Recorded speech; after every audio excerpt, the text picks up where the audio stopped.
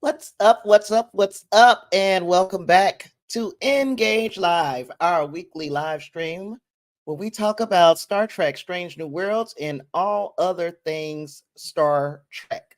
So, if this is your first time here, I'm Tasha Pierce. That's me. Hello. And I usually have a little gang of people who we talk this thing through, try to understand what it was that we experienced as a fandom, and then maybe talk about where things are going from here, especially since this is our season finale for season 2.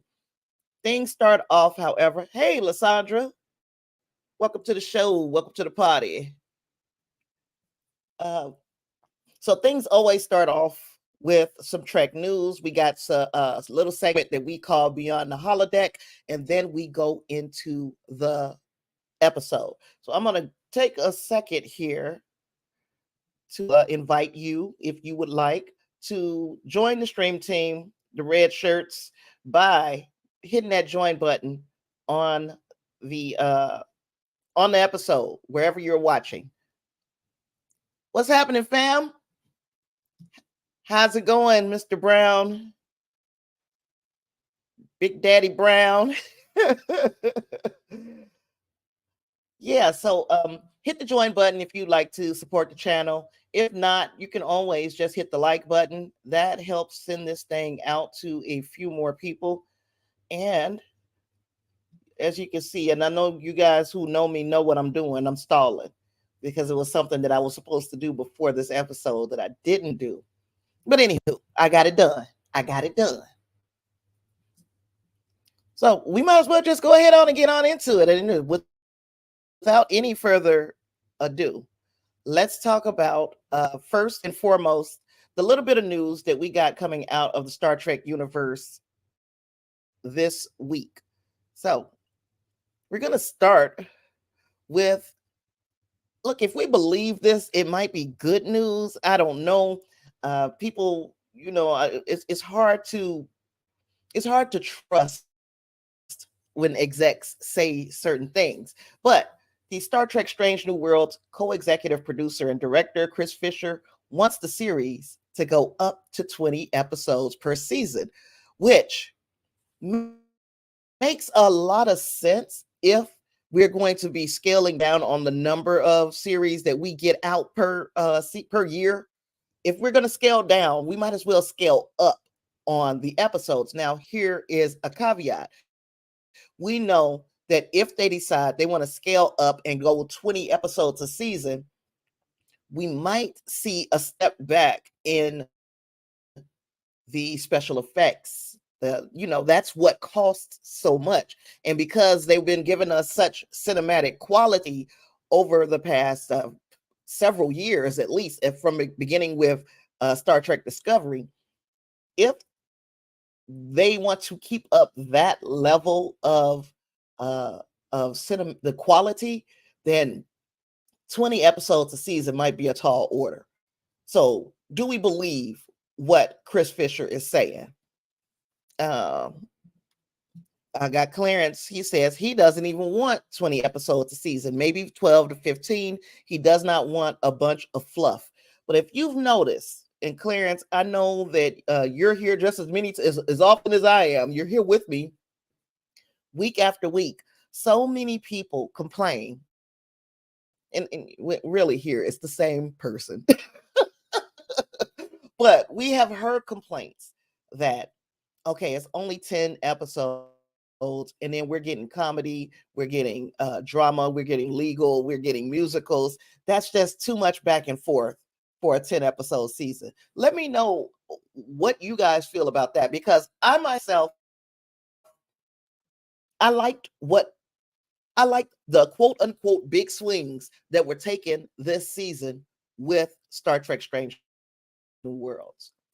To me, the biggest swings that they took hit very well.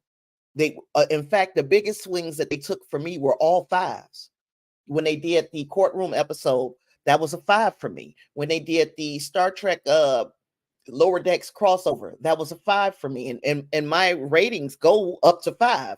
Okay, so the other 5 for me was the musical, and the really dark episode, and I forgot already what the name of that was because old, but that was a 5 to me. Now this episode could constitute a big swing, and I will get into my feelings on Hegemony when we get there. But yeah, Strange New Worlds just wrapped season 2 with Hegemony, the 10th episode, and 20th for the season overall. So we got 2 seasons, we got 20 episodes. These are all focused on Captain Pike and the USS Enterprise. This episode focused on our heroes facing the Gorn for the second or third time. Hey, David, been a while since I've seen you. I'm glad you were able to make it to the live this time. And Under the Cloak of War. Thank you, the dark one. Yeah, thanks. I like that one. That was a 5 for me as well. So, Strange New Worlds jumped from genre to genre to me successfully. We got the legal drama, we got a time travel romance that didn't hit as hard as the other ones for me. Went to comedy, to the musical. All of these moves to me, I appreciated them. And there are those who, however, who say if we're only going to get 10 episodes per season, that they should be more streamlined. And it's hard to argue with that, especially everybody is going to view this type of content differently. So, you can't argue with a person's opinion. But yeah, if this is what they're going to do, if they're going to bump up the number of episodes, because I like Clarence, I don't want the filler episodes, and that is something that we kind of got used to in the other iterations of Trek that went on a little longer.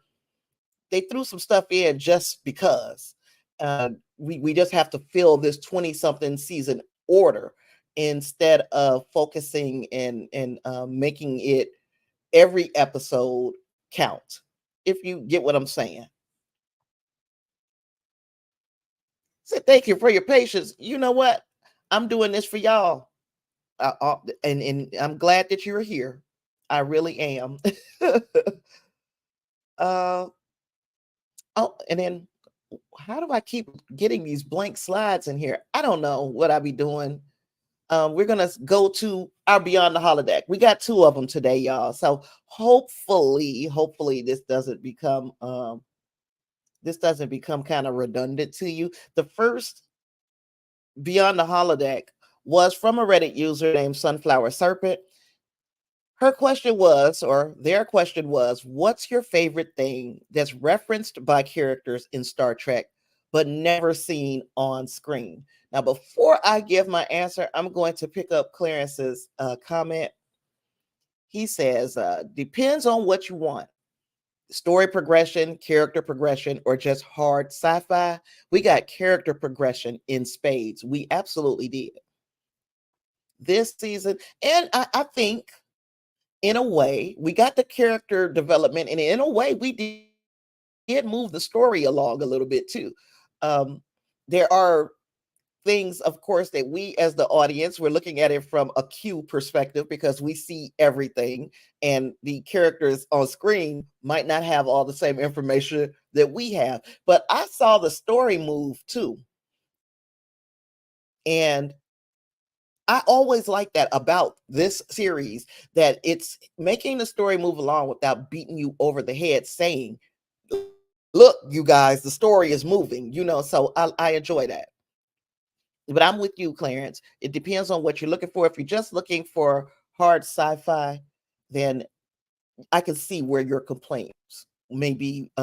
In fact, for you, they are valid complaints. Um, they're making this series, however, for the larger audience and not just Trekkies and not just us individually. So we are not going to always get everything we want, but so far what we have gotten has been up to par. It's been up to snuff for me. Uh, let's see. With that lack of content being short seasons, go the way they went with Enterprise season 3 and 4. So the short seasons have gone the way they went with seasons 3 and 4 of Enterprise. If I'm understanding your question, I didn't have a problem with Enterprise at all. I really didn't. And I liked what we got there. So if you were a person who had issues with Enterprise seasons 3 and 4, or with Discovery, or if you are that person, then you might not like Strange New Worlds season 2. But yeah, let's go into Beyond the Holodeck. You guys give me your responses. What's your favorite thing that's referenced by characters but never seen on screen? My favorite thing that we've never seen on screen but is always talked about is in Deep Space Nine. And that is how Morn will talk your ear off. It's like I was hoping that by the last episode of Deep Space Nine, we got to see Morn just be in a chatterbox, because everybody talks about how much Morn talks, but we never see it. I really, really was hoping, okay, at least let's get us one episode of Morn talking everybody's ear off, but we never got it. And I enjoyed hearing how people discussed Morn. So if you guys have a special thing that was referenced by characters but never seen on screen, I would like to hear about it down in the chat.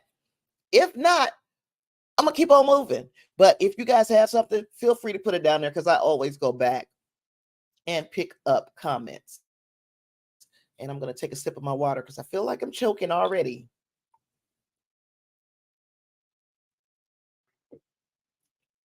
Sorry about that, guys.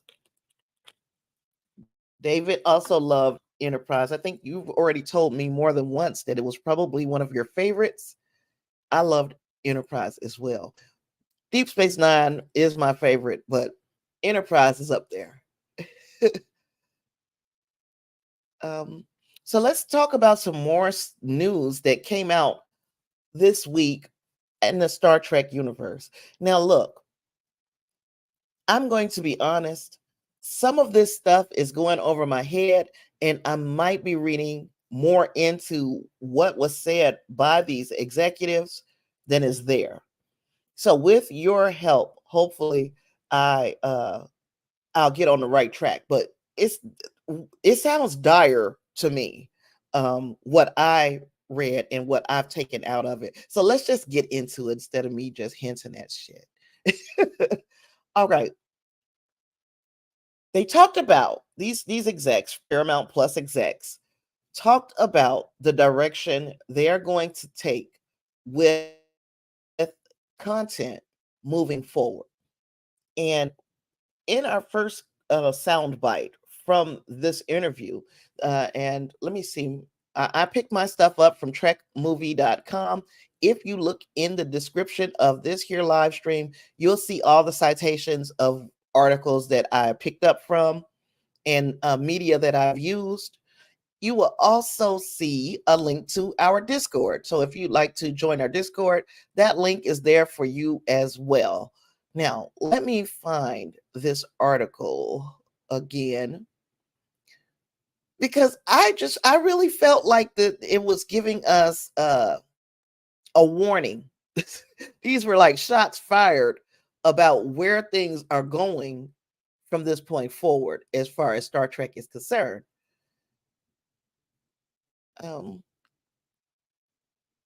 So Paramount Global released their second quarter financial results, and that process also included a conference call with their investors. So this is where all of these little sound bites are coming from. They're coming from the investor call. Let me share my screen with you all. Now, I'm not going to read this entire article, of course. However, I am going to pick up the key pieces of. If this don't move, is this the close button? Nope, that was not the close button. You son of a biscuit eating bulldog. Oh, and I closed it up completely. Okay, so let me go back here and I'm going to have to find this article again because I suck. I had it pulled up and then it's gone now. So again, trekmovie.com. The link is in the show notes. I'm not going to read the entire article. As I've already stated, I'm just going to hit the lowlights if you ask me. Because I could be reading this wrong. I could be being pessimistic when this is actually giving us some hope. Hopefully, you guys will put me on the right track. So let's see. We're going to try this again.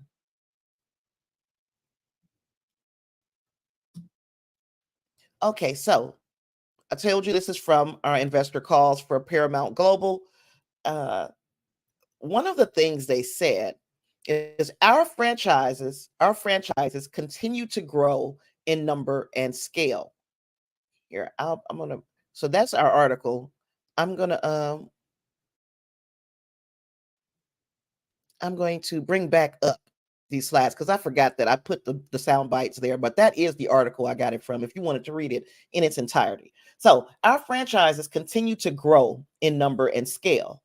Now you see I have highlighted because this is something I had a concern about. We have a growing roster led by more than a dozen franchises that have grossed over $1 billion in revenue. They went on to say, we are evolving our streaming content slate to, again, I've got highlighted, super serve key target audiences more efficiently. This is based on all we've learned since Paramount Plus launched. Finally, on this one, it says we're accomplishing that spending goal by leveraging content across platforms more and more by leaning into franchises. And now that we've got more data, we're increasingly able to use analytics to understand how to super serve these key audience segments. So key target audiences, they want to super serve these audiences, but they talk about a dozen franchises that they want to do this for. Is that to you? Because it seems to me like it's a hint that we're going to fall back, as Star Trek has so far, thus far, to me, in my opinion, been kind of the linchpin, kind of the big franchise, the one they were paying the most attention to. We've already seen them scale back. They've gotten rid of Prodigy and they are ending Discovery.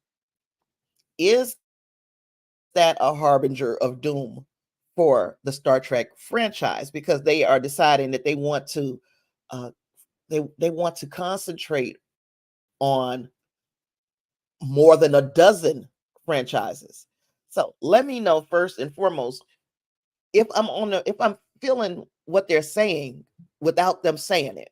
You know what I'm saying? Then we went on. They said, we are laser focused on improving the efficiency of our content spend going forward. And now that we've got more data, we're increasingly able to use analytics to understand how to super serve those key audience segments. So, do we think that this super serve, them using that word continuously, does that mean we're just going to give them longer seasons, but we're going to give them fewer series? Could that potentially be how we should be reading this? I'm not sure. Um, Everything they say sounds so cryptic. And so we get to the part that I've got highlighted. And so we can get away from call it a volume focused game. So they wanted to have a lot of content out there first, but now they said they want to make sure that we have the right content for the right audience at the right time. Again, right content for the right audience at the right time for me means we need Star Trek on all year round, because if we don't have Star Trek on nearly all year round, there is no need for me to keep the Paramount Plus subscription all year round. I'm only particularly, I mean, there are a couple of other things I guess I do enjoy on Paramount Plus, but the reason they got me is because that's where I'm getting my Star Trek fix from. So could they be saying, all right, we're going to step away from having a lot of Trek on all year round to having longer, maybe longer seasons of the Trek that they decide to keep. And so far, they've decided to keep Strange New Worlds, Lower Decks, and we'll be getting the Starfleet Academy, quote unquote. And yes, marketing technobabble, right, Jude? It is. But just like everything else, I'm going to try to decipher it. I'm going to try to figure out what this means for us as Trek fans. But it is technobabble. And if you don't speak the language, then you might not, pick up the right thing from what they're saying. Going to this next slide, and I know I got a lot of stuff from this, but I was really like, it really sounds like coded messaging. They say, we've learned that success is not purely a function of content volume.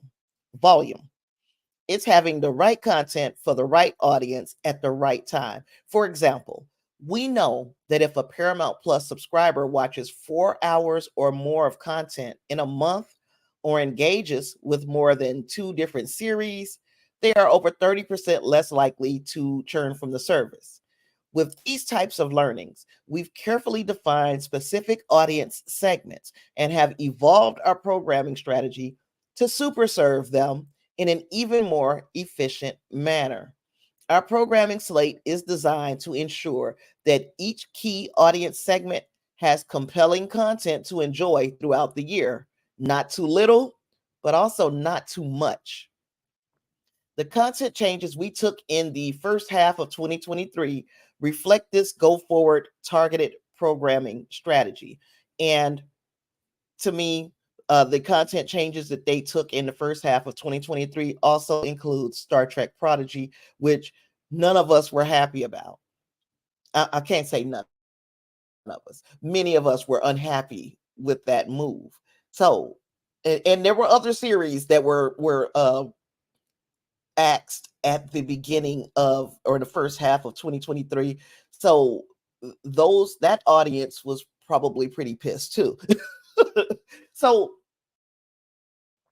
I see we got some comments and I'm going to pick them up because I really do want to know what you are taking from what these execs are putting out there in their investors call. Let's see. Jude says, you're right about keeping Paramount though. Yeah, there wouldn't be any need. If you're not, again, they talk about super serving key target audiences. You would think that I'd be a key target audience. I have been with Paramount Plus without fail when there's like I can't keep any other streaming service. I keep Paramount Plus because I love Star Trek. But if you guys are going to give us 2 Star Trek series a year, and there will be some gaps in between serving me personally, then I don't have to keep it. Um, Clarence says this could wait a minute. This could back the notion of longer seasons you spoke about earlier. Okay, so yeah, I think so. The only way that they could give us the right content for the right audience at the right time and without having volume is by making these series longer. Now, let's not make them longer again, just like Clarence said a little earlier. Let's not make them longer and drawn out just for the sake of drawing out a season so you can keep people hooked. We're not looking for just Star Trek. We want good Star Trek. So hopefully this bodes well for the fandom. They would be absolutely insane to not be trying to at least cater to the Trek fandom in some way. And the only way that I can look at it is we're going to stretch these seasons out a little longer instead of having 10 episodes. Like Clarence said, let's get 12 to 15 episodes of quality television, and you can do that across the board. I don't know if it would be the same with animation. And then if they gave us Starfleet Academy and it was compelling and it was a little bit longer season, I would dig that. And it's also could be a reason why they took this uh besides the fact that Michelle Yeoh is a very busy woman nowadays. It could be the reason they scaled that Section 31 series back into a movie. And if that's what you got to do, somewhere in there, put in a made for TV movie, I'm for that as well, as long as everything is compelling and very well made. So yeah, I think that's all I had on that investor call. If you guys have anything else you guys want to add, the lines are open. Go ahead and put it down there and I'll pick it up. We got our second Beyond the Holodeck question. This one is, are there any characters that made you stop watching a Trek show? Were you ever able to get past them and enjoy it later? And I have made no qualms about how Star Trek Voyager didn't resonate with me as much as other Trek series. And I think it was because of Neelix. I did not like Neelix. Now, the good part of this question is, were you ever able to get past them and enjoy it later? I've got a new appreciation or a different appreciation for Star Trek Voyager. Yes, even Neelix. Uh, I don't think he grates on my nerves as much as he once used to. I guess understanding the franchise a little bit more, how you need a character like Neelix in many of these things, especially in one like Voyager, where somebody has to have some knowledge of these different races that they're running into and that kind of thing. And Neelix serves that purpose. And when they gave him a purpose, when they made him kind of a de facto security, kind of the morale officer, and it gave him a real reason to be involved, I I guess I can get on board with all of that.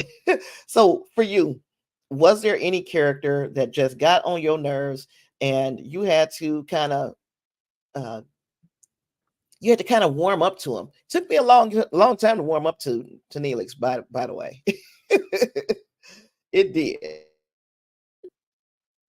Um, Now, Jude is saying, I saw something earlier, can't remember where, mentioning 20 episodes. I think that would be pushing it. So, yeah, we talked about that a little bit earlier before you jumped in on the chat, that Chris Fisher was saying that he wouldn't mind going 20 episodes of a season of Star Trek Strange New Worlds.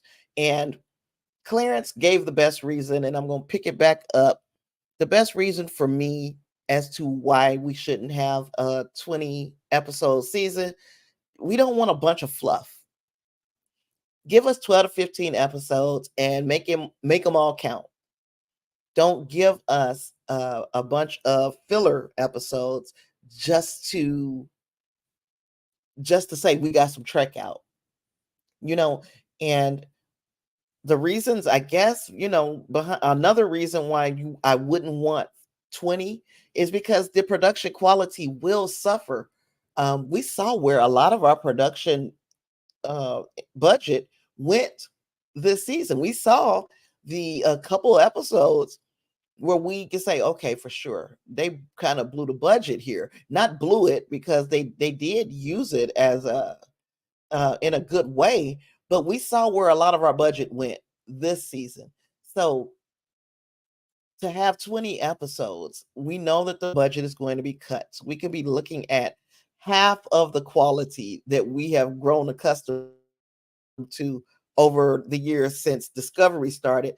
And are we really ready to go back to half of what we have gotten used to? My thing would be no. But then again, if they're also saying we're going to not have as much Trek, maybe that frees up money. If they're not going to have as many series, maybe that frees up some of the money and they can pour that into this 20 episode season. But the 20 episode season would have to be phenomenal. I'm of the opinion that we can get it done in 16. We can get it done in 15, 12, like Clarence said. So yeah, just some good things to think about. Now, if anybody has any answers, y'all ain't liking my my Beyond the Holodecks today. But if you guys have any responses for Beyond the Holodeck, the lines are open. I'm going to move forward because we got a big episode to get into. Last piece of news that I've got was that Paramount is going to separate from its publishing arm, which is Simon and Schuster. And I know that a lot of people in my audience really are fans of the books, the graphic novels, the comic books, all of that. So this might impact the way that you all consume the media, or it just might just change who is going to be putting this media out. And that question to me would be, from there, how heavily will it tie into what they're doing in the series? Because remember, a lot of these books started coming out, especially when Paramount Global took over Simon and Schuster, and everything was tying together with the series. Now it looks like they've sold it. Since the remerger of Viacom and CBS, the newly formed Paramount Global has been trying to sell off its publishing arm of Simon and Schuster, as it is not seen as part of the company's core focus of filmed and video content distribution. A previous deal with Penguin Random House ran into regulatory hurdles and had to be dropped. But yesterday, the company announced a new deal to sell Simon and Schuster for $1.6 billion to KKR, a private equity firm. Money from the sale will be used to pay down debt. Hey there, Miss Powell. Glad you was able to join us. What you got for me today? I know you got something good. She says she lived through pocketbooks to Simon and Schuster. We'll be fine. But then here's the question, Miss Powell, because you do read the books and everything. Will that make the books not tie into the series, and does that matter to you? So so far, I had some Discovery that I didn't read all the way. As a matter of fact, I was even listening to them and didn't even listen to it all the way because I suck. But I had some of the Star Trek Discovery companion audiobooks, and they kind of filled in some of the blanks that we didn't get in a regular season of Star Trek Discovery. Does that matter to one of the diehard fans of the books and the graphic novels and the comics? So let me know if that will impact you in any way, because I'm really interested in knowing if this was a good move. Are they hustling backwards? And while I await that, we're going to move into this week's episode.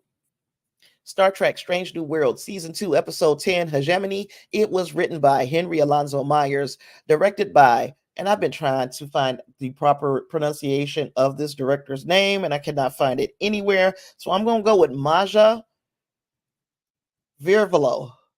Oh, God. Maja Vrvilo.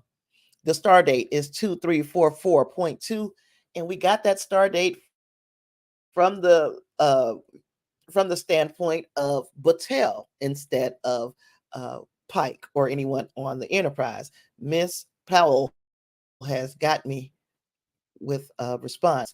The books didn't tie in back in the day. They were more imaginative. Of course, it was also the 70s and the 80s. So for you, it's not taking you out of reading the books. You will still support the books under this KKR. The producer says Maya. Thank you, Maya. The producer says Maya. So Maya, and we're just gonna go there. um, David says, I'd like to see 2 more seasons of Discovery, where they're gonna meet you halfway and give you 1 more season of Discovery, even though I too am going to be a little bit heartbroken when Discovery ends. And I know that there are those who have very strong feelings about Discovery one way or the other, but I loved it, and I'm going to miss it when it's gone. Really, really, I am. So we find ourselves, oh, and let me see. Clarence says, I think the books will be okay. The newer ones have tied in until they didn't. So, okay. Well, now you'll get some original storytelling. At least you don't have to worry about them having to stay within certain boundaries for quote unquote canon issues. They can make their own canon again, probably, unless they know something that we don't, which I'm pretty sure they do. Oh, I didn't read the description of Hegemony. When the USS Enterprise investigates an attack on a colony at the edge of Federation space, Captain Pike and his crew face the return of a formidable enemy. So here we are, picking up. We see Battelle on her very priority 1 mission that she talked about in the last episode, or maybe this isn't that mission. I was like, well, why is it so priority 1? But okay, it is what it is. In the meantime, she is down on the planet Parnassus Beta, which is based on the old Midwest in the United States, or on Earth, and they are trying to give people inoculations. They're there on this kind of humanitarian effort. So they got Chapel down there with her because she is out there giving shots, and then she's going to catch a ride with what is the name of that ship? Because I had it, Cayuga. I said Boyega. Lord have mercy. You can see where my mind is. But she's going to catch a ride with the Cayuga to her posting with Roger Corby as.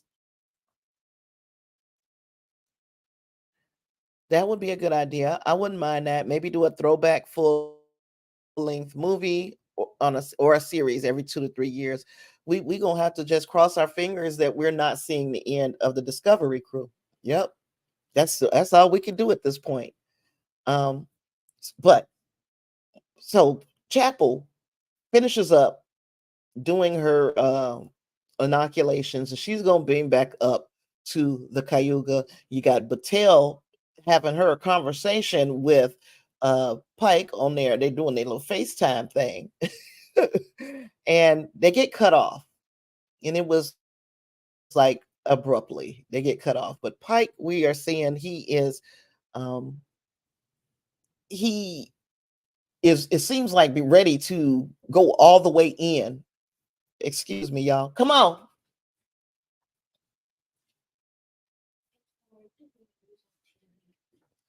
Bring him here for a second. So because everybody, ain't nobody see. Oh, you got your shoes.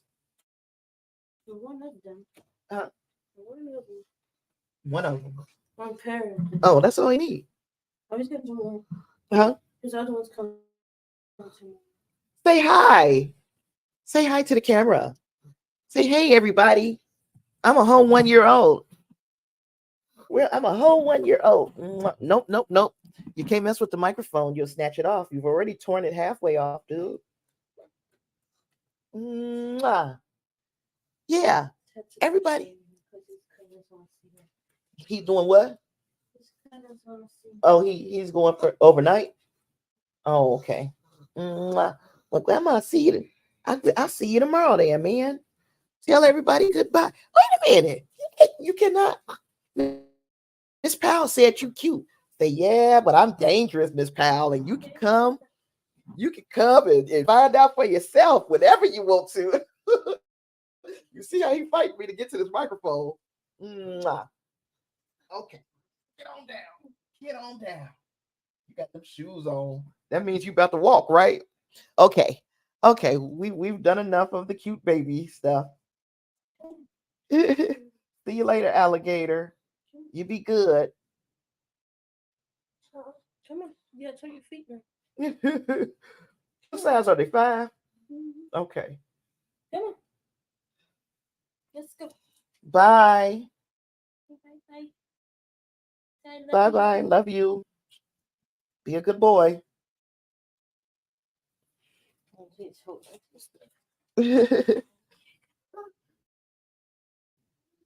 Oh, it's behind you. I can't get it.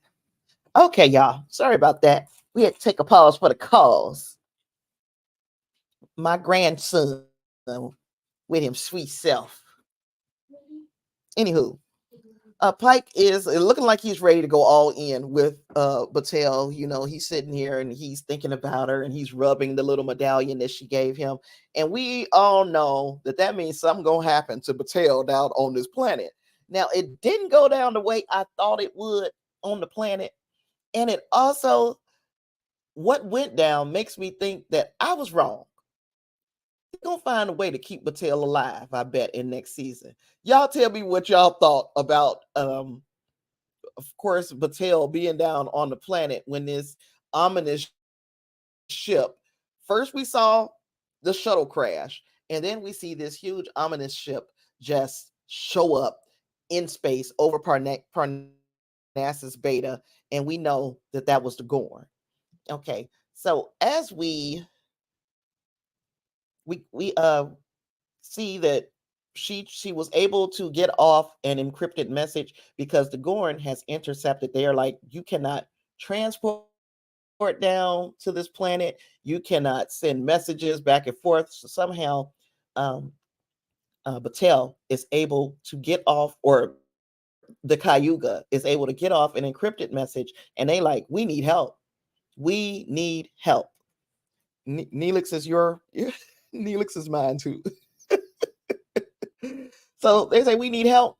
They need help. So Pike is not about to not help a Starfleet ship, especially the Cayuga, when we find out that they are in imminent danger. It is the Gorn. We saw a lot of stuff happening on the screens, which I'm really glad of. For some reason, it was just like it kind of feeds into the intensity of the moment when you start getting these perimeter threats or perimeter alerts and all of these things happening on the ships. We know that we are in almost dire circumstances for this crew.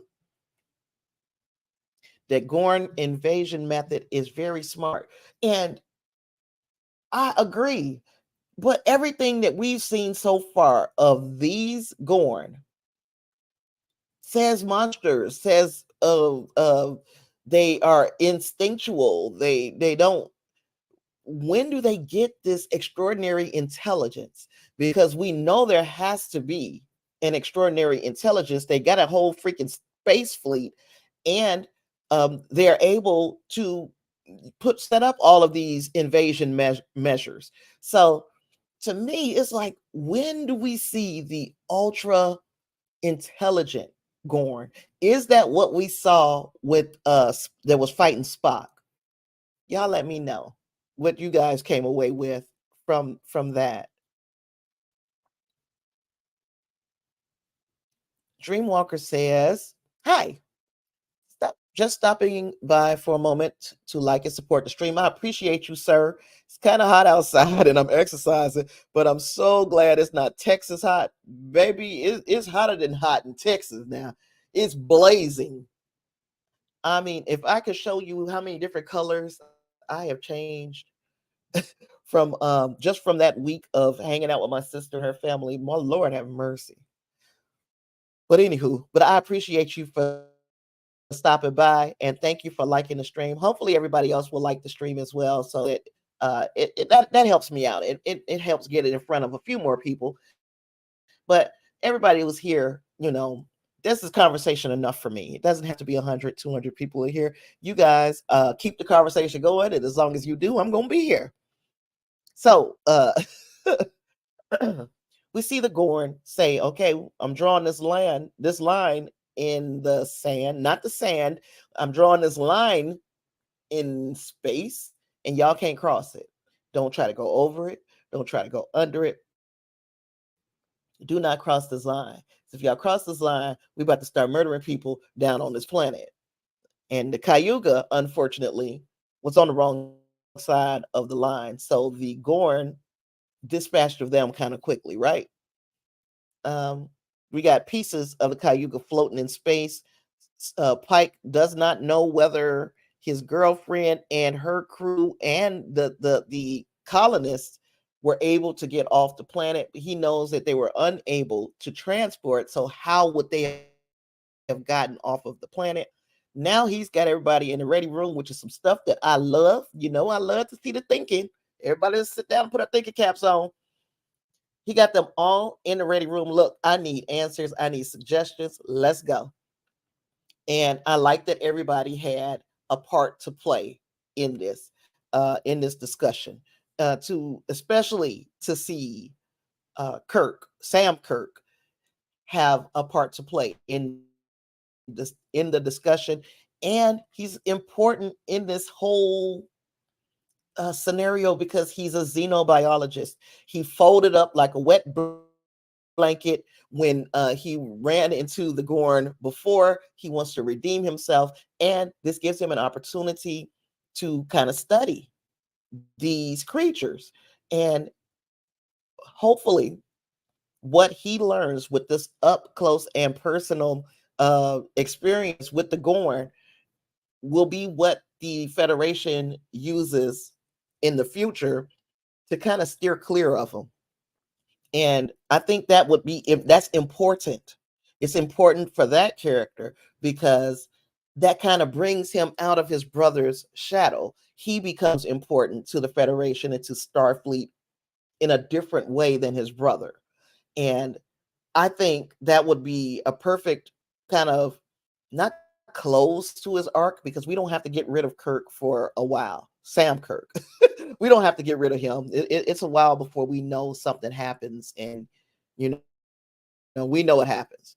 But this makes him more than James Kirk's brother. This will give him a name for himself in Starfleet. And I'm hoping that that's the direction that they go, that they are looking for a way to make him stand on his own. But everybody in the room decided, hey, we know we were told by Admiral April, who we haven't seen him, but he's becoming more and more of a admiral to me. Don't keep telling these people that that people that they serve with, even though they serve on different ships, people that they serve in Starfleet with, and that they have these close relationships with, you're telling them that they can't help. But I guess he like, I don't want to lose another ship. You cannot help them. Don't help them, which is outrageous, but it also sets up why things have to be done in a clandestine manner. Um, we got the regular suspects who are like, look, if you go Pike, I'm going with you. So we got Pike, we got Mbenga, we got La'an. Spock wanted to go, Uhura wanted to go, but he was smart enough, Pike was smart enough to say, nope, I need your services and your particular skills. We need you on the bridge. We do not, I can't take everybody. I thought he was still Starfleet, but I could be wrong. Miss Bradley. Who the hell is Miss Bradley? And why did I do that? Miss Powell says, does anyone remember what Sam did on his planet in TOS? Was he still Starfleet or a civilian? I thought he was still Starfleet. I could have been wrong. I could be wrong.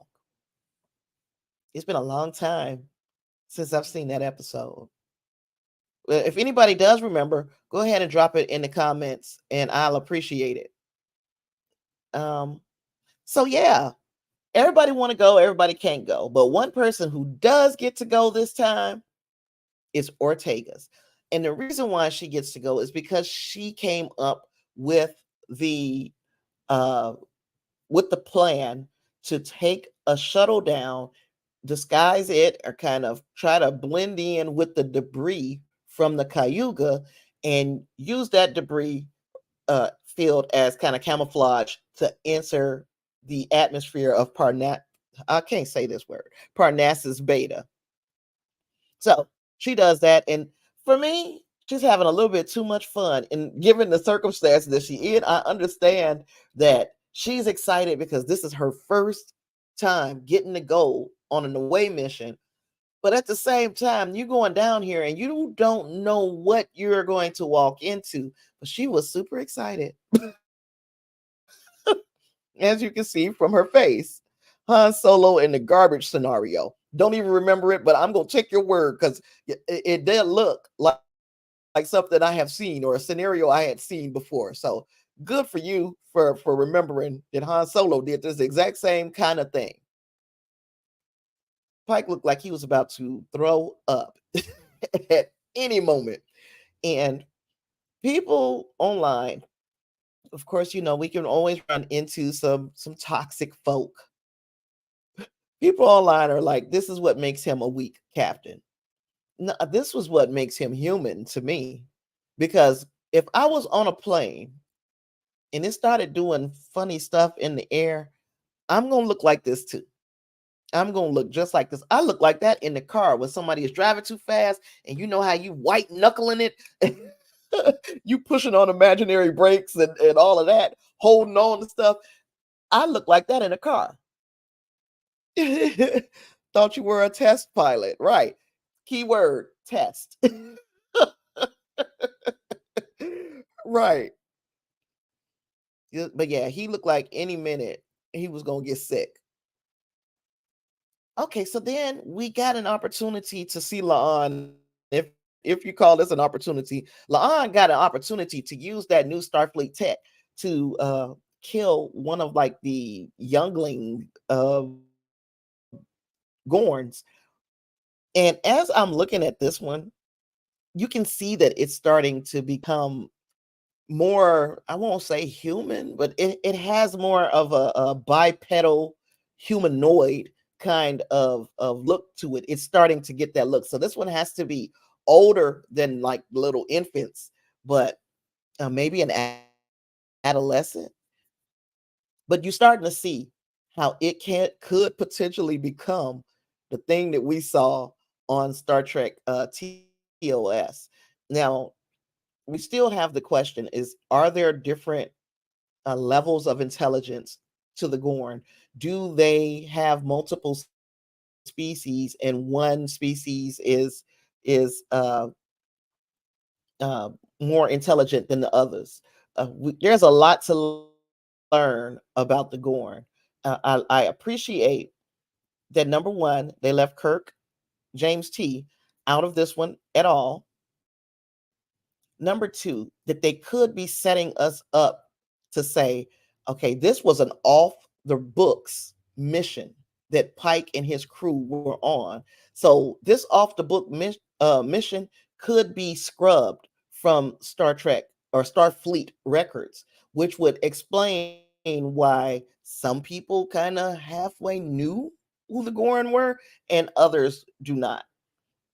Or we could see some other funky sci-fi reason why maybe Uhura and Spock. And I don't know, did they seem surprised by the Gorn? Were they not even, they weren't even paying attention. They were more concerned about James Kirk than they were about that Gorn. So of course there's going to have to be some explanations, but I got a feeling that they're laying the groundwork for a lot of these explanations before we even get close to TOS. And right now, the events of this episode, I think, are 7 years away from the events of Arena. So a lot can happen in 7 years, and I'm gonna ride it out. Yes, Miss Powell said I did enjoy the break in case of Gorn box, and the fact that nobody on the ship besides Pike knew about the contents of that box tells me that that was need to know only, and a lot of people or none of them had a need to know except for Pike, and it can also explain why Kirk on his ship, when he gets the Enterprise, has no idea to say, well, he couldn't even do that because the Metron sent his ass down there, right? Because I'm going to say he couldn't say, send me the break in case of Gorn box because I'm facing a Gorn. Because number one, he didn't even know what a Gorn was. And then number two, he didn't know about the existence of this box. So, okay. um, then we find out that on that shuttle that crashed to the planet was none other than Montgomery Scott. And how excited was anybody else to see Scotty show up? Somebody, was it Dreamwalker? Somebody in the Discord continuously said, though, it was, I can't remember who. Somebody continuously said that we are going to see Scotty. We're going to find out that he was one of Pelia's brightest students. They hit the nail right on the head. I don't know if it was Dreamwalker or if it was Justin, but somebody said it, and they hit the nail right on the head. That was the reason. Well, Pelia was acquainted with Scotty because he was one of her brightest students, but he got the worst grades. But we saw some of that genius on display where he made a transponder that kind of cloaked his shuttle as a Gorn ship, so they couldn't detect that it was a Starfleet. Dreamwalker said, I think a couple people mentioned Scotty could be Pelia's student, and he was one of them. So yeah, we get some good gems of information, of speculation. I love it when you guys speculate and it turns out right.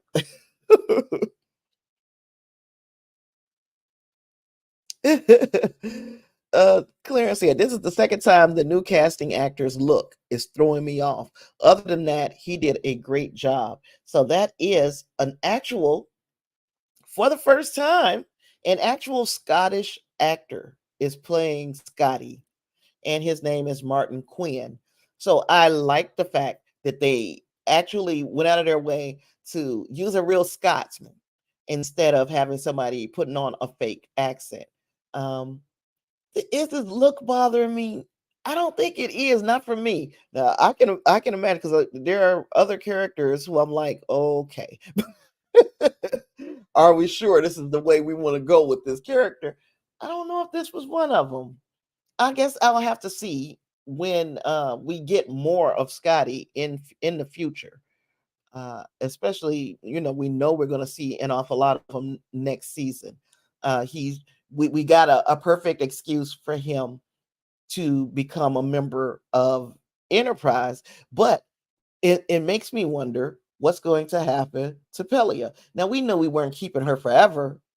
She's going to be a special guest star because that's the way she's billed. So we know that she wasn't going to become a member of the regular cast.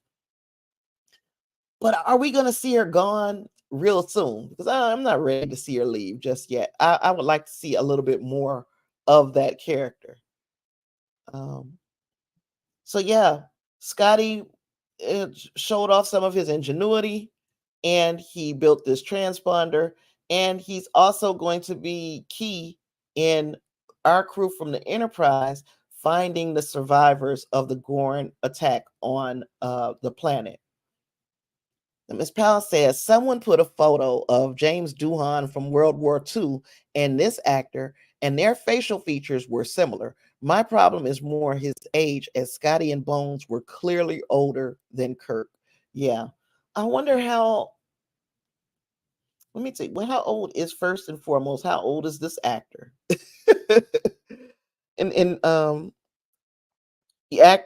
age of the actor doesn't matter, obviously, because uh these actors who are portraying Kirk, and he's older than what Shatner was on TOS. So let me see. How old is Martin Quinn?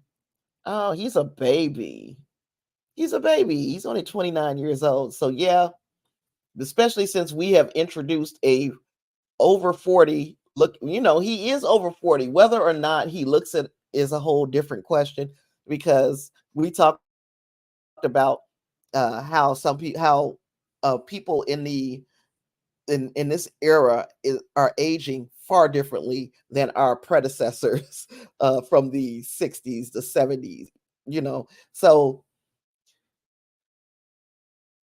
while Paul Wesley looks really good, we know he's 40 something years old, and then you stand him next to this Scotty who is 29 years old, and we can see that he looks to be about 29, 30. Yeah, he should be older than Kirk, but here we are. Uh, Dreamwalker says, I want to see Pelia appear in Legacy or even the Discovery time period. Shit, I wonder how long could she potentially be alive? Could she be alive around Discovery time? That would be a good thing. It would be cool. Yeah, how long can they live? Um, So we got some pictures of the reactions of the crew as they hear Montgomery Scott's story, and then they run into, or they find, Battelle and the survivors. So Battelle and the survivors also have a harrowing tale.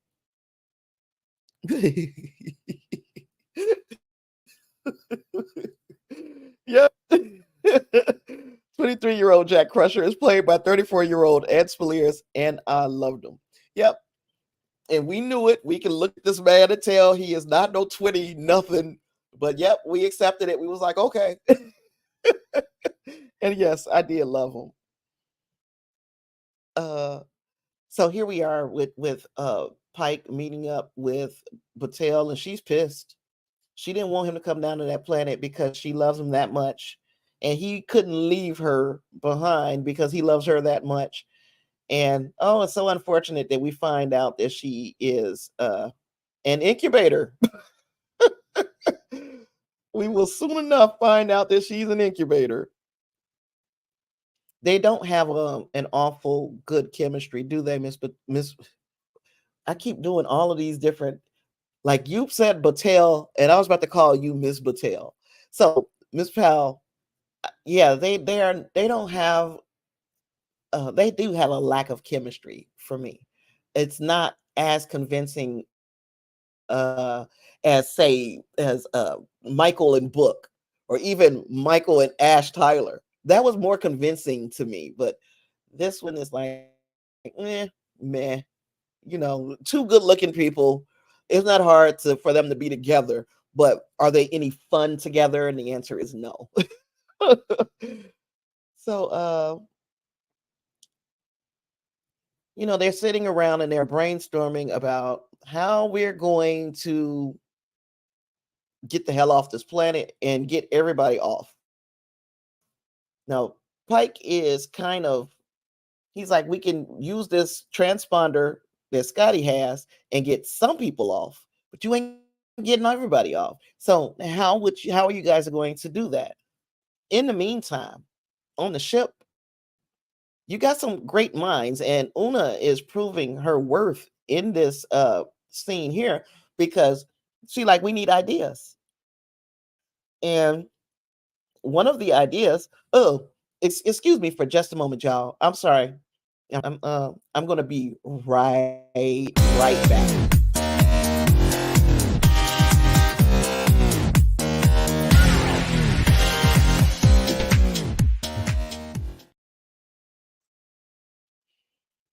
Okay.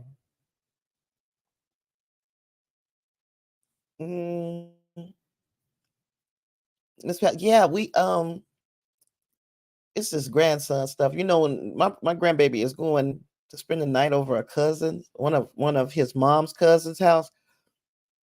And even though I be acting like I'm all right with it, y'all know how you get nervous, especially when this baby is in your sight almost 100% of the time, and then he goes someplace overnight and you start getting that nervous feeling. So let me make sure that everything is as it should be in his to-go bag, because I got to be a grandmama.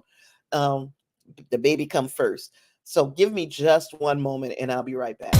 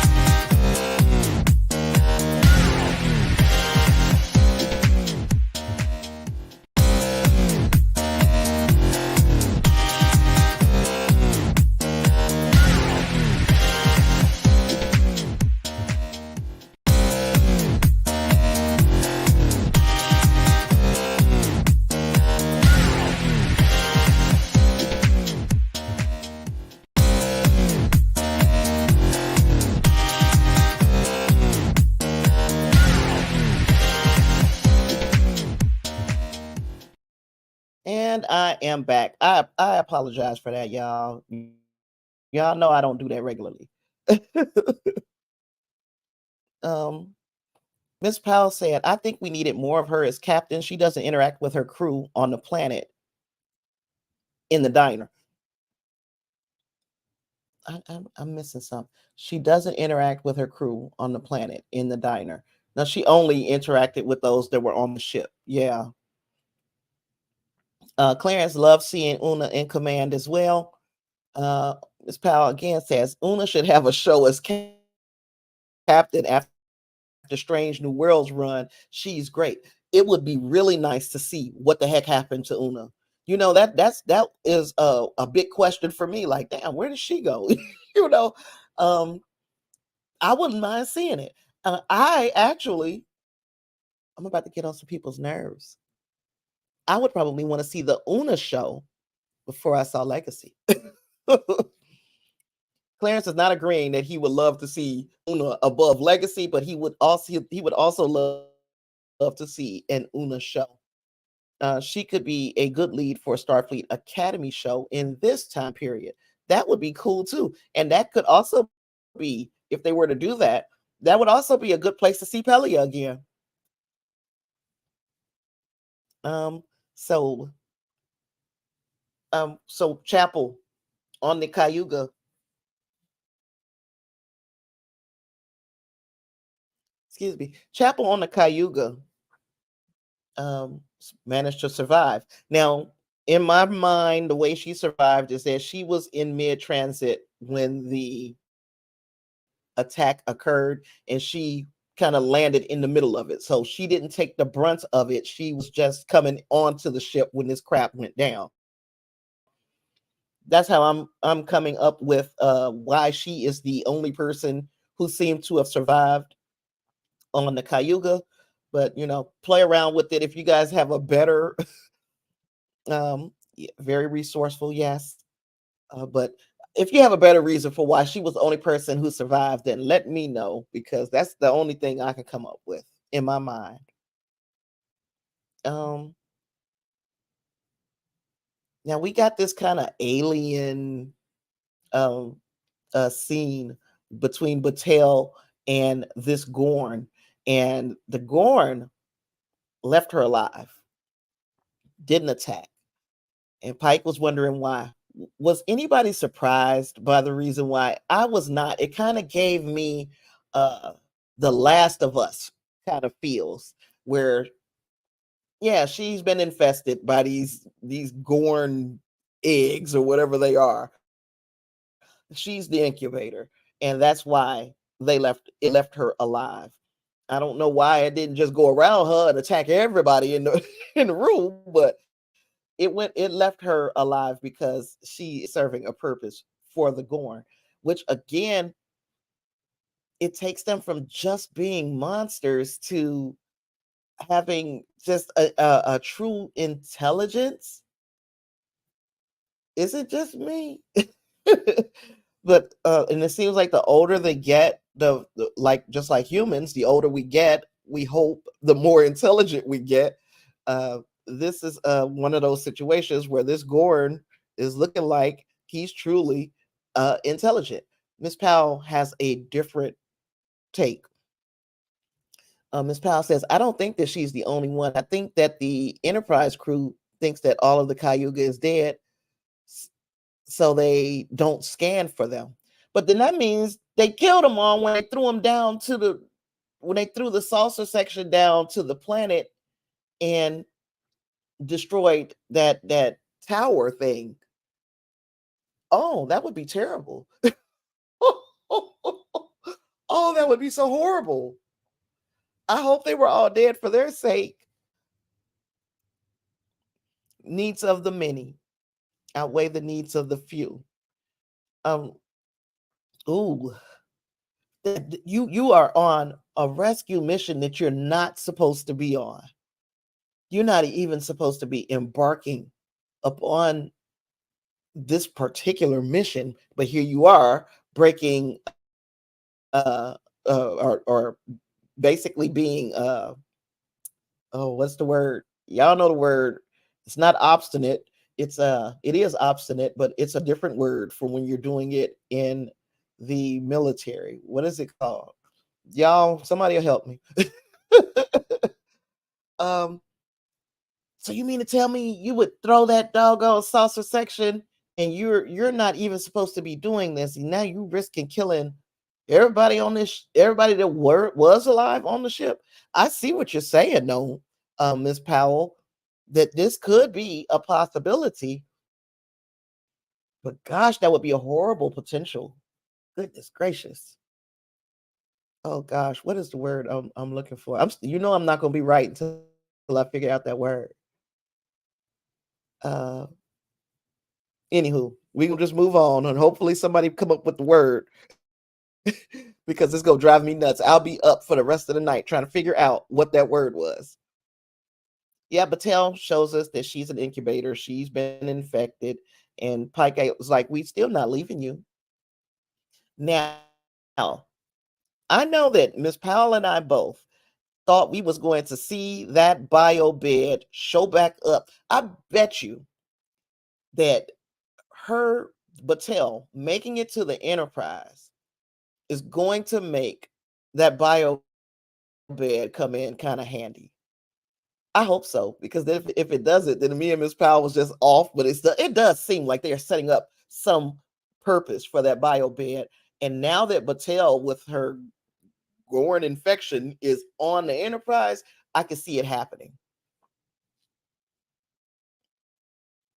Clarence says, I wonder how far they can go with the Gorn past the horror aspect. I agree with you, Tasha, on where are the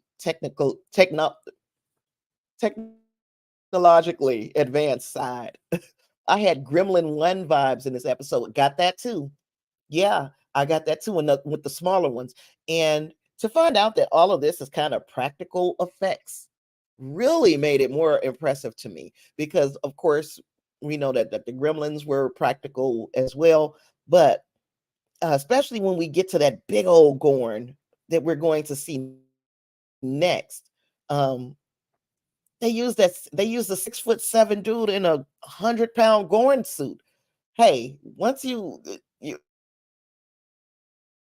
commit to the bit like that, this dude had to be massive, and he was. And I think it looked really good for it to be practical effects. It wasn't a wall. It's a word that means that you were given an order and you are not complying. And the word is on the tip of my tongue, but I cannot think of what it is.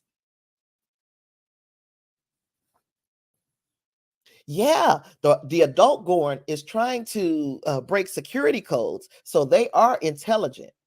But how intelligent do they get? Like, is it still? Are they still using maybe their reptilian brain, and that's why it doesn't seem? It seems like they just have no, as Anson Mount said in the Ready Room clip, they have no ethics, because it's obvious they've got some ethics. They left Battelle alive, right? But he was saying they have no ethics. Oh yeah, Angus. Hey there. Glad you could make it. Oscar material. Yes, that adult Gorn was everything. Um, I mean, all of the Gorn, even the little ones, were cool to look at. And like Clarence said, baby Gorn, looked kind of gremlin, but the baby Gorn makes them feel like they're all instinct. Yes, it's like they are all just going off uh, of instinct. They're in survival mode only. All they think about is feeding and which one is going to be the alpha. And it's amazing that any of them make it to be adults, because they will kill one another in order to be the alpha in their nest, or in their litter, if that's what you call them. Stunt people should get Oscars. There should be something for them, because number one, a lot of these actors, especially when you start looking at, um, you're right, Miss Powell. I'm gonna pick that up after I finish talking about this. But after these actors, especially when they're starring in something with a little action that goes with it, the stunt people are doing a lot of that acting as well, and they're making these actors look good. And there should be a category for them in these award shows. It really should be. A human baby is instinct, all instinct, and they are the biggest liars. Once they stop just going on instinct, they become masterful liars. And the reason why I say masterful liars, and I know any parent knows that sometimes your kid is crying, grandchild, niece, nephew, whomever is crying because something is actually wrong with them. In fact, for the first, say, 2 months, most of the time, that's what they crying about. Something is actually going on. But then they learn that they can push your buttons by quote unquote crying. Ashton, my grandson, had even gotten to the point, of course, all babies I think do it, but it just cracked me up when he started doing it, that he would cough. And when he coughed, I would always run and say, "Oh, are you okay?" and pat him on the back. He knew that in order to get my attention, he had to cough, and I would come running. Anything else, I'd be like, "You can just sit. You're okay. I changed your diaper. You're fed. You got clean clothes on. So you're gonna learn to sit there, and soothe yourself." But if he started coughing, he knew that I would come running. So the Gorn baby ain't no different than a human baby as far as being all instinct. And they start learning how to use a little ingenuity as they get a little older to get you to do what they want. Um, Miss Powell says it was interesting to me that the Gorn are using their babies to soften up a planet. I guess they say we're gonna kill two birds with one stone, but that makes sense. They're like, we know these that they gotta eat. So let's send them down there and let them tear things apart because can't nobody F with our babies. And then we'll come down and finish it up. Yeah, that makes sense. So we're seeing um, a lot, of thinking going on by the Gorn. The Gorn, what we saw them as was pointed out by Miss Powell. They were stealing codes on the ship. They are sending their young down to soften up a planet. They knew enough to block anybody from transporting in or out. So there's no rescue mission. You can't save these people. We need them down there to feed these younglings, and also to be incubators. We just take over the whole planet. They are showing an awful lot of forethought in their actions, and we know that they have to be capable of this because they got ships. You know what I'm saying? They know that they need special helmets and the such to go out into space. They're not dumb by any stretch of the imagination. They are only that way when they are young. That was the best look at one of these that I could find. One of the adult Gorn, the one that was fighting Spock. This was the best look of one that I could find. And are we 100% sure that this is a fully grown Gorn, or could this possibly be like an adolescent? I don't know. But the look on the face of this Gorn is far different from what we've seen in TOS, of course, and Enterprise, of course. They have a hegemony of planets. The Gorn hegemony. Yeah, it's like we know that there is uh more to them than just meets the eye. They are not just a big dumb lizard. They we saw it even in TOS. If we want to, pull ourselves back and put ourselves in TOS, we saw it even in TOS, the amount of cunning that adult Gorn used in his fight against Kirk. It was it was yeah, we realized, okay, this creature looks different, but it has smarts. And does this okay, so we know that the Metrons, whatever they call it in TOS, that they are who put the Gorn and Kirk ship, the Enterprise, against one another on this planet, have this fight, and may the best man win. Basically, whoever wins, you get to live. But is it because oh Lord, I lost my train of thought.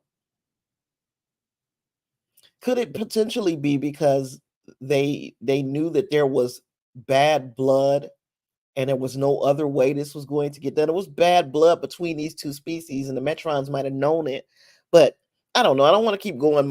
I'm taking myself too far into TOS right this minute. um, Clara says, I wonder if there's more to the story than simply using humans to breed. Are they evolving by breeding through humans? Seems like there could be more to the story. That sounds fantastic. That sounds fantastic. Yeah, it could be. Yeah, Wing Race, what are you sorry for? Thanks for being here. Hmm. Clarence says, answering a question that I saw Miss Powell had down at towards the bottom here, but I'm gonna get to Clarence first. I can see a scenario where some human landing party was the first to be consumed and sparked their human born evolution. Just a theory, a good theory, a good one. Yes. And could they potentially whomever they incubate, will then that type of Gorn, will that Gorn become that type of Gorn? That's a really good idea, Clarence. Crap that I never thought about. Doesn't Kirk's mercy make the Gorn make peace? I know his mercy is what ended the study on the planet. Do we? Because I don't remember. I'm gonna have to watch Arena again. Uh, would that Gore still have killed Kirk, even though Kirk was like, I'm not. I refuse to kill it. I refuse to kill him. Huh? That's a good question. I think, and no matter what, it stopped the experiment from the Metrons, right? This was some stuff I could have done without. And I know um I thought it was over. I was kind of really ready to get past the Chapel Spock Spapple, whatever you want to call them. I was ready to get past this relationship. I thought that we had uh they could still be cool. Hey, we still cool, but I can't mess with you on any other level because of whatever. You were ready to just basically toss me aside. And she still acted kind of cold towards Spock, even though he is trying to apologize at a very bad time. Nobody has time for this, Spock. We had to be about get our heads in the game. Um, I was just ready to be past the Spock Chapel thing. I didn't expect for him to just stand by and let her die, but I also didn't expect for them to hold hands in space. you know, I just didn't expect it.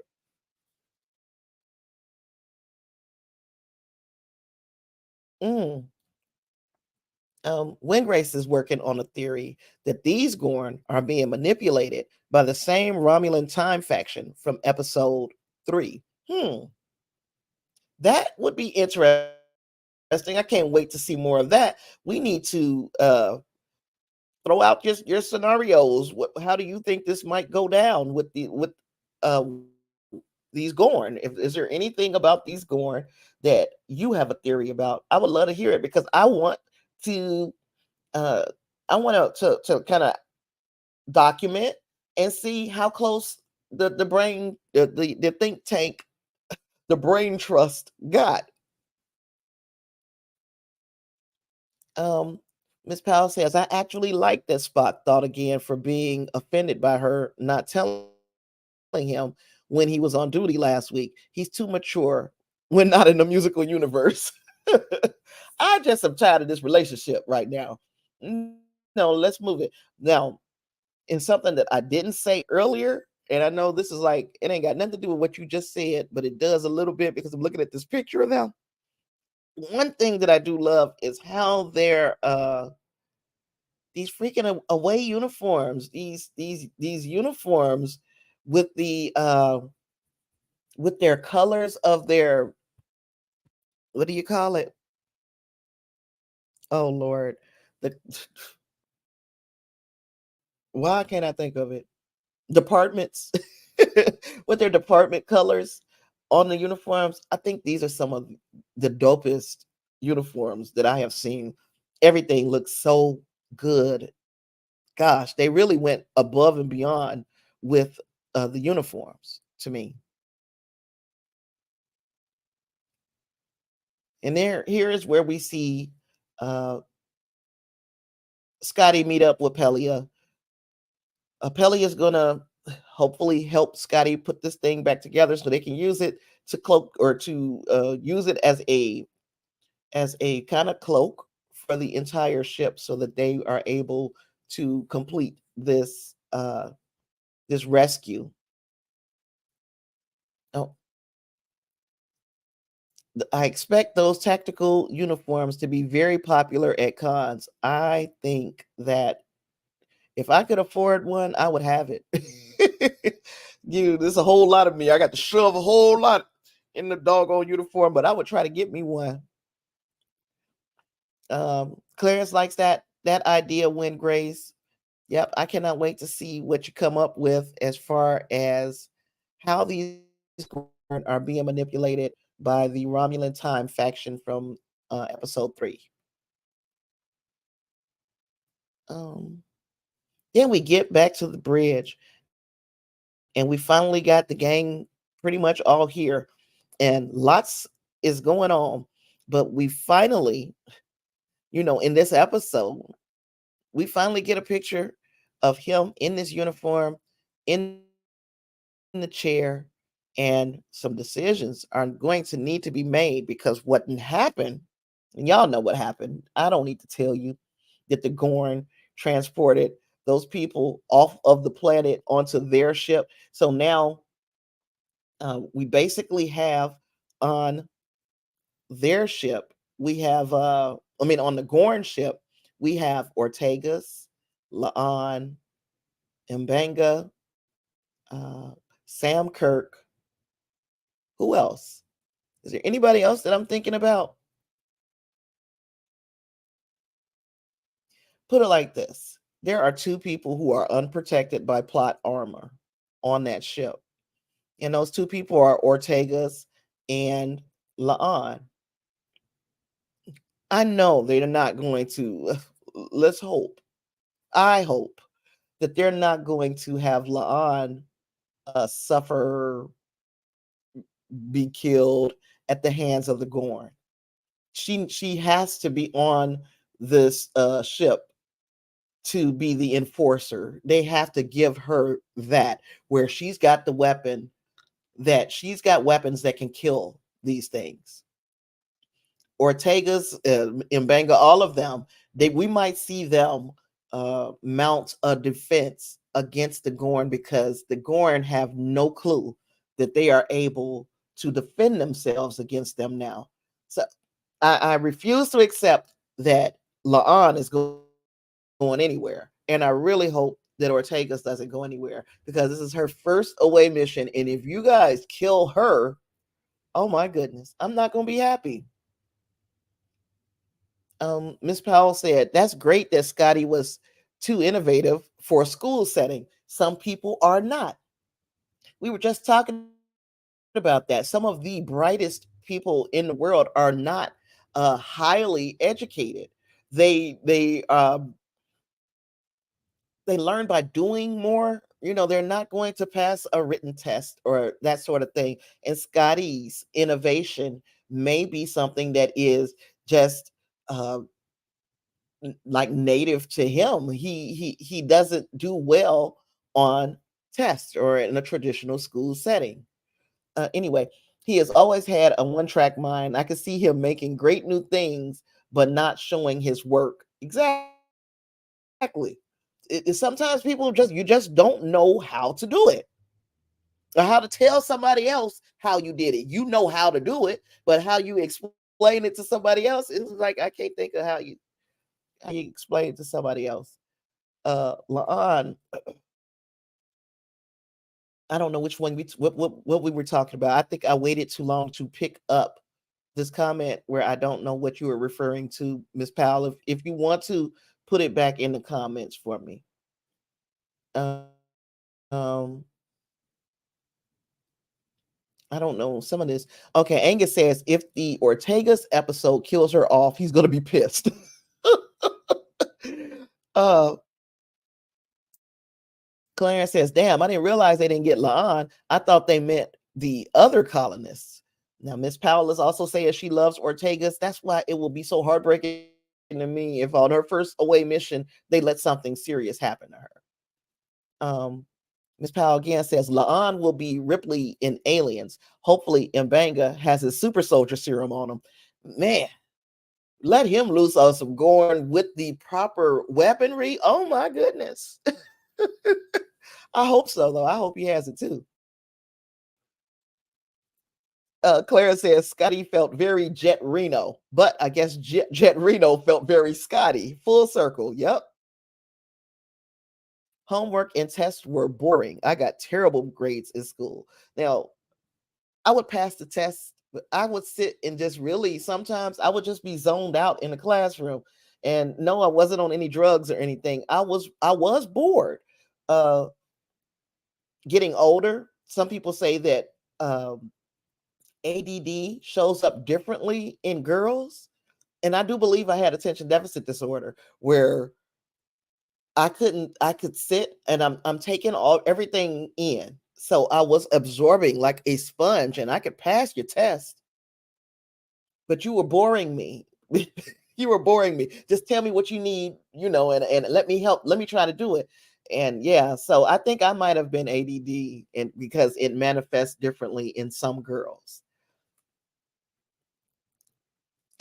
Miss Powell said, I did it again. Miss Powell said Kirk doesn't care about Scotty being a little Asperger's. No, if you're going to do the job, which there was nobody who did the job better. There's nobody. Scotty was making stuff happen with the of course you could say Pelia maybe, but as far as what we could see, as far as being a chief engineer, Scotty was the man. He was the standard for all the rest of the chief engineers. They probably had his freaking poster up on their wall. Even though I do like Trip. Now, don't get me. I like Trip for a whole different set of reasons, though. Shame on me. I'm still. You know what? I think David is trying to help me with these words. That the word that I'm trying to think of, and it seems like the word starts with a C. And yes, I'm still on that word. Wingray says, maybe you covered it, but did anyone else get the vibe they were almost going to say Scotty was Pelia's son? I didn't get that. You guys let me know if you had the feeling that we were going to get a big reveal like that. Oh, gosh. Yeah, that would have been something, huh? Oh, what is the word? Gosh, I'm not gonna think of this word. So anywho, we've gotten to where stuff is starting to hit the fan on the Enterprise, and we are faced with a decision because now Admiral April was like, "Get up!" That might be the word I was looking for. It don't feel right. It doesn't feel right, but that might be it. Insubordination. Yeah, that might be the word that I'm looking for, but it doesn't feel like it's the word, but I think it is. uh Contravene. I don't y'all, I don't know. It feels insubordination feels right, but that doesn't seem like it's what it was. It seemed like it was something else, but I'm gonna quit. I'm gonna quit and watch next week. I'm gonna come back and be like, that word was this. Yeah, because I'm gonna still be thinking about it. But yeah, there was, now things is hitting the fan. We got Admiral April saying you are not to go, any further. You need to pull up out of this situation. Everybody that's not on your ship, we got to leave them to die. They wasn't even part of the Federation anyway, which there were situations, and maybe this is what set that precedent. There were situations in TOS or TNG eras where the inhabitants of a planet were not Federation, but uh, Picard or Kirk or whomever did everything in their power to help that planet. So maybe this is what set that precedent, the way that they were being instructed in this episode to just turn coat, turn tail, and run. And we technically we don't know because he stuck with a decision. He's in his Kobayashi Maru. This is a no-win situation.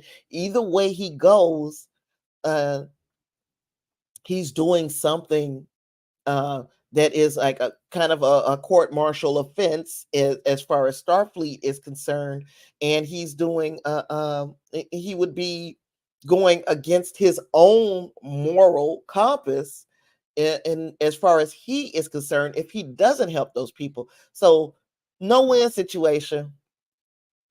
Kobayashi Maru, best of both worlds moment, and I say a best of both worlds moment because then we got this to be continued. Angus says Pike needs to turn the Enterprise around and withdraw. I just don't know. It's like it's almost writing, especially okay, knowing who we got over on that ship is one thing because we know that everybody over there can pretty much handle themselves with the exception of as far as people from the Enterprise crew, with the exception of Sam Kirk. We have seen everybody else, and we don't know what Ortegas could technically do. um they can probably handle themselves a little over there, but do they, do you just leave them because you got Mbanga and Lon over there? Do you just leave them even though you plan on coming back? When you come back, will it be too late? I just don't know. But Muspal is agreeing he needs to withdraw and regroup. Lord. And yeah, to be continued 24 months later. Let's turn them all into luggage. We hopefully we're talking about the Gorn. And to be continued 24 months later, because yeah, as Clarence said, we end on a cliffhanger. Captain Pike faces a no-win scenario, and the crew, part of the crew, is taken hostage by the Gorn. So, due to the strikes and production delays, we might have to wait until 2025 for the release of season 3 to find out what happens with Captain Battelle, what happened to the captured crew members. So while this can be compared in some ways to Best of Both Worlds, we only even have to wait a few months for Best of Both Worlds to culminate. We might have to wait some years for Star Trek Strange New Worlds, the second part of this episode, and that sucks. That really sucks. Angus says if he fires on the Gorn, he risks every human there and starting a war with the Gorn. They switch from breeding season to nest defense mode. But then, okay, is that how we get out of this whole thing then? Do we get out of this entire situation because Battelle is on the Enterprise and they would have to be defending her as well, knowing that she has a nest? And maybe this would be her sacrifice where she says, just send me over there and trade for the others, because that is how important her being an incubator would be to the Gorn. It would be worth them sending all of those people to the Enterprise. Is that how we get out of this situation? Clarence says no win scenario, not much they can do against 3 ships. True. Angus says you do not abandon them, but you don't do it there and then. You withdraw and figure out something surgical. I really feel like the more I like what just came out of my mouth is probably one of the ways they could get out of this. They could get out of it by Battelle making that sacrifice, kind of like Himmer did, where she would say, just there's nothing that can be done for me if they can't do anything for her on the Enterprise. She could say, there's nothing that can be done for me. This shit is gonna happen anyway. Just send me over there because I am that important to them that they'll release all of their hostages. Maybe we shall see. Uh, Angus said there was shades of Alien 3 and Independence Day in this episode. I saw the aliens kind of reference. The Independence Day, I can see that as well. The way they swooped on to over the planet and the way the invasion went down. I could see that too. Yeah. And it was like, we're coming here without really any conversation. We don't want to talk to you. We really just want the people in your planet. And that's really it. So yeah, that's all I got, y'all. Yay. We done got to the end of the slides and everything. Yeah. So what are you guys hoping to see moving forward? Wingray says, if this is really using best of both worlds, that solution was sleep. Maybe Scotty and Pelia devise a way to manipulate the solar energy to put them into hibernation mode. That is good too. I like it. Claire says, do you guys think there's a possibility they'll live with it and we'll start next season 3 or 4 months later? It could be a chance to study Battelle's Gorn babies. Ooh.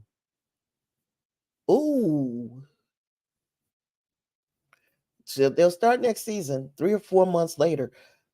That would be crazy. And they start with the Gorn babies. Oh, that would be crazy. That would be when we start talking about big swings.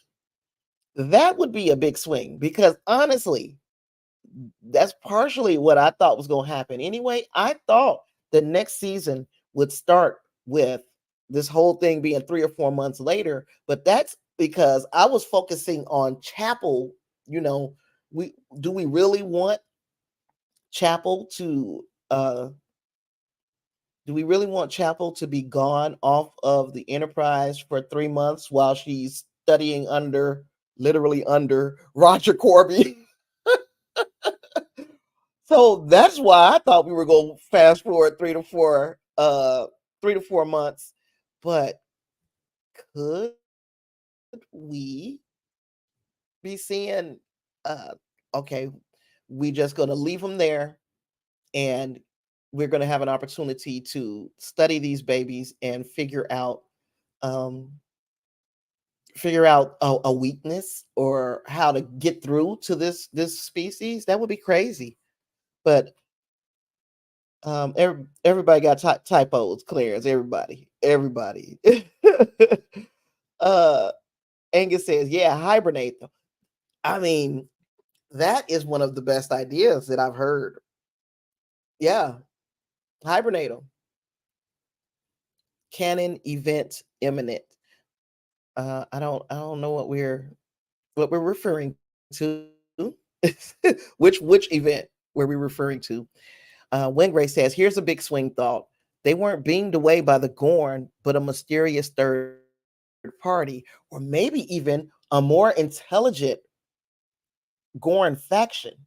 Yeah, it could be. You're right. It couldn't. We are assuming, and in fact, Spock said they were beamed away by the Gorn, but there is some Gorn with some level of intelligence out there, and maybe those are the Gorn that beamed them up because they were the ones that were in contact with Starfleet, and they're not wanting a conflict. That is good. We got some good ideas. Yeah, it could be them too. But I actually, because I want to focus, and I guess it's just me, and this is my speculation. I want to focus. If we're going to have these Gorn episodes, let's focus on the Gorn. Let's not bring another alien into this mix. Let's focus on the Gorn and tell us what makes them tick. And if this is uh, a, a species that has all of these different varying levels of intelligence, let us see the highest form of intelligence from the Gorn. Because you can say the babies, the younglings are just working off of instinct, and then you have the adolescents who you might use as foot soldiers, and then a more mature kind of Gorn that you're using for something else. Um, I want to see the highest. I want to see the highest form of intelligence that the Gorn has, and hopefully we focus on the Gorn.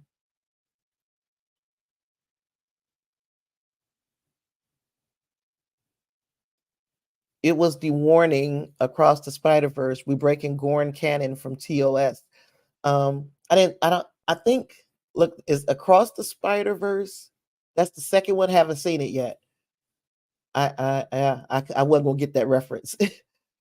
um, there is an article, and I linked it in my in the show notes, that talks about how Strange New Worlds protects Star Trek Gorn canon. And I put that there for your entertainment because I didn't include it in my slides. But when I ran across it, I was like, you know what? They're right. There are a lot of things that happen and don't happen in this episode. And in a lot of ways, it is protecting Gorn canon. So if you want to, look in the show notes and check out that article. It is Doctor Who's equivalent to a fixed point in time. Okay. Yeah. It has to happen, right? Something that has to happen. What we've seen of the Gorn so far is that they are uniquely driven by instincts, even though the smartest of them may find breaking free from their instincts. And I mean, I guess, except for when it gets to for us as humans, as Miss Powell pointed out a while back, I guess in a lot of ways we work on instinct as well. Um, we get a level of intelligence, but still, it is, for many people, it's them against the world. It's going to be, if it's going to be me or you, it's going to be you every time. You know what I'm saying? Um, Especially in capitalistic society, greed, and all of this. It seems like actually the Gorn do most of what they're doing for survival, and the stuff that we do is kind of more animalistic than what they do.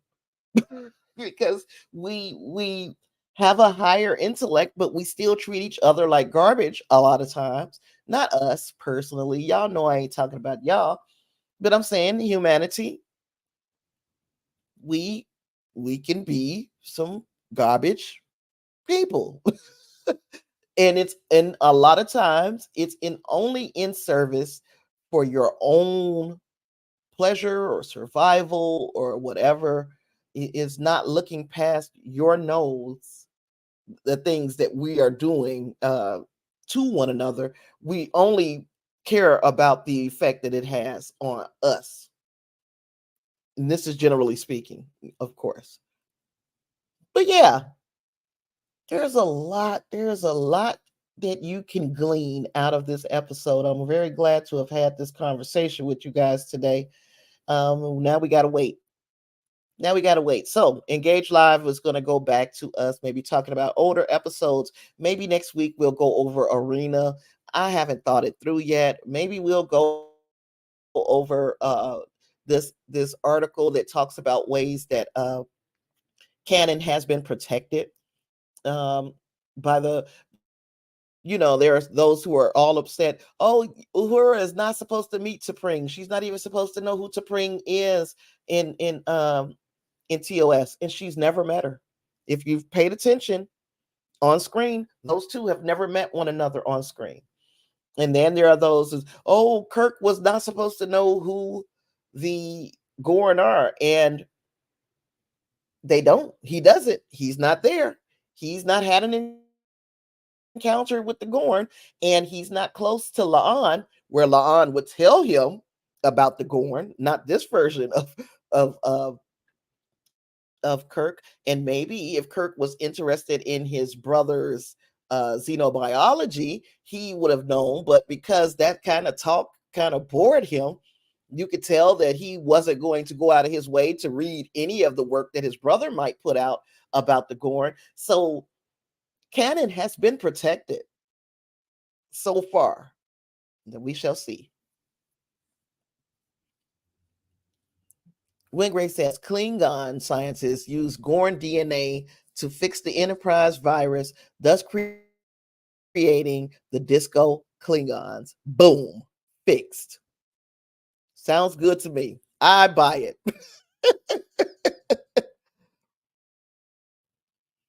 And Angus says we need to let go of TOS canon, but don't you mess with my TNG canon. And I think, to be honest, that's when canon really started to kind of count, when you start knowing that we're spinning off into other series, because TOS had no idea. They had no clue. Okay, they didn't know. They were just putting out a good sci-fi show.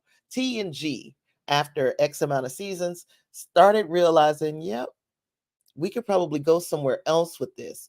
And when they moved on to the next thing, now the next thing, DS9 definitely knew we gotta keep things kind of right and tight. And moving forward, we got things trying to be right and tight and trying to correct other things. But yeah, you're right. TOS canon, we might need to say it's just too hard, because there's so many contradictions within TOS itself that it is hard to call most of it canon, because they didn't know. How many different names did the organization Starfleet, how many different names did it have before they settled on Starfleet? So all of these, but in as far as Enterprise was concerned, it was always Starfleet. But TOS was trying to figure out whether we're gonna be Starfleet or this galactic this, or you know. So yeah, I agree. TOS canon is don't go crazy, but you can touch it a little bit. All the rest of the canon, I think we should kind of respect, uh, and don't try to take too many broad strokes with your artistry as it comes to those series. Yeah, y'all. So that's all I got. I got nothing else. I am going to try to figure out what we're going to talk about next week, because we don't have any new track. Um, and if you guys got any ideas, you know where to find me in the Discord. Discord link is in the show notes if that's something you're interested in. We do continue the conversation over there. You jump in and you say whatever you want. The little group is growing a little bit every day. We get a little bit more. So hopefully I will see some of you all there. Make sure that you have hit the like button, you have subscribed to my channel, and that you come back here next week Sunday at 4:30 p.m. I'm trying to get things back on track. We're getting back on our Sundays all the way up until the birth of my second grandchild, which will be in the end of September-ish. So around the end of September, things might get a little funky. I might need some guest hosts or something like that. So we'll see. But around the end of September, that's when we can expect Amira Amira Hazel will be here, and I will be having to take off to uh, to welcome her. Yeah, that's a good idea, Norman. A full season review. Let's talk about that next week. Full season review, and um, my rating for this one, even though I loved it, it was not a 5. It was a 4. Um, for reasons. That's okay, Win Grace. We know we'll catch you on the next time. We'll be here next week to talk full season Star Trek Strange New Worlds. And hopefully where we think it's going to go. So you guys think about that for the week and have your ideas for next week, Sunday, 4:30 p.m. Central. David's still trying to help me out. I don't know what I was thinking. I'm gonna have to look it up and see. I could have just went to the thesaurus and looked it up while I was talking. But I'm gonna take off now. I'll see you guys in the next one. Live long and prosper. Peace.